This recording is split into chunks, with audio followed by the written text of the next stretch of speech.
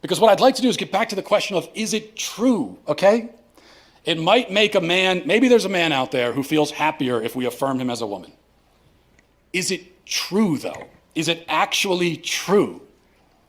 And I would say that the truth matters first before we get to the emotional questions. So,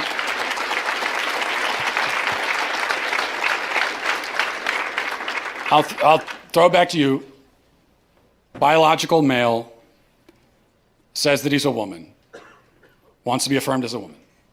Is it true? Is the claim that he's making about himself, is it actually true? Yes. How? How do you know that? How would you define a woman? Because you've asked other people up here to define how we would define a woman. How would you define a woman, Mr. Walsh? An adult human female.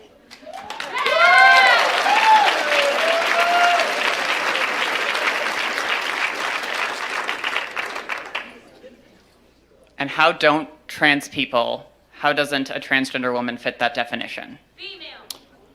Because they're not female. They have, you said that you are a biological male, correct?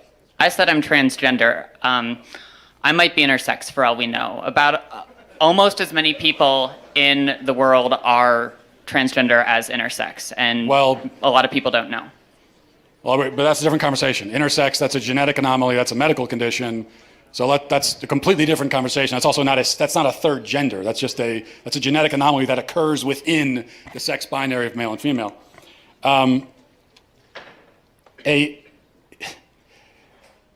So what you're saying is that a quote-unquote trans woman is a female? By the definitions I'm familiar with, yes. So how would you define female? Through my training in healthcare, there are several different categories for how we define sex. People bring up chromosomes. People also bring up hormone levels. People bring up all sorts of other categories. Lots of people don't fit neatly into a gender binary, even people we don't consider to be intersex. It's a complicated spectrum. It's not complicated, but you also didn't define. So what is a woman? What is a female? What do these words mean? It's complicated, and I know you're not going to like that answer, but that's because there are no simple answers in human biology. Let me ask you a question. You guys, Can I ask you one last hang question? on. Just let me finish. You guys like to bring up high school level biology classes a lot. I get that a lot, but people who go on to more complicated biology classes will talk about sex as a spectrum. It's not. It's not. Well, biological researchers would disagree with you. Well, then they're full of shit, the ones that would say that.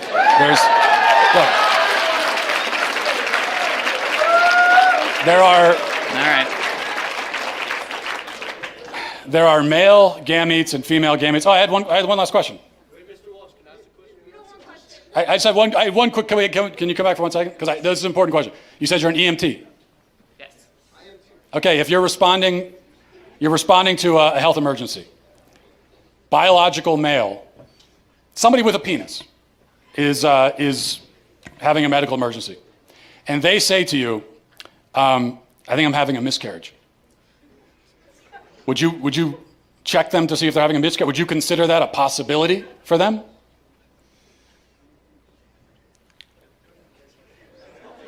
Look. No, but that's because some people don't have body parts. Doesn't mean they're not a woman. Okay. Sounds like we've established there are some people who, in principle, can get pregnant, and there are some people who can't. So there's two categories, otherwise known as binary. Lots of women can't get pregnant either. Yeah, but they're still of the nature to get pregnant. The only But reason they can't get pregnant. Yes, but truth matters, right? It does. That's what I'm trying to explain to you. Truth matters, and they can't get pregnant. That's the truth. So how are they still women? Because they are for the same reason that I can rightly say that human beings have two legs.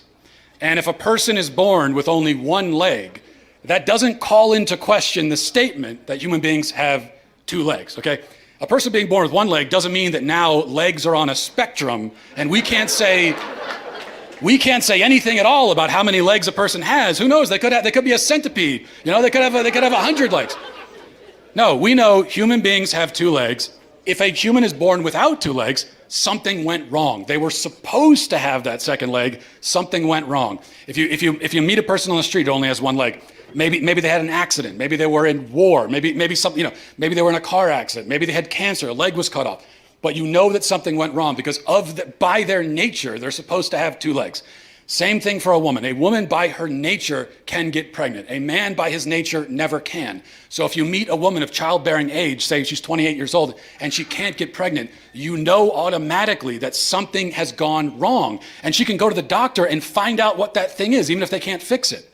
So that proves that women by their nature can get pregnant, because the simple fact that she can't shows you that there's something wrong. This is what is known as the exception that proves the rule. Whereas if a male with a penis can't get pregnant, no doctor on earth is going to run tests to see what's wrong with him. Because they already know it's that he's a male, and there's only male and female, those who can get pregnant and those who can't. So, that's it.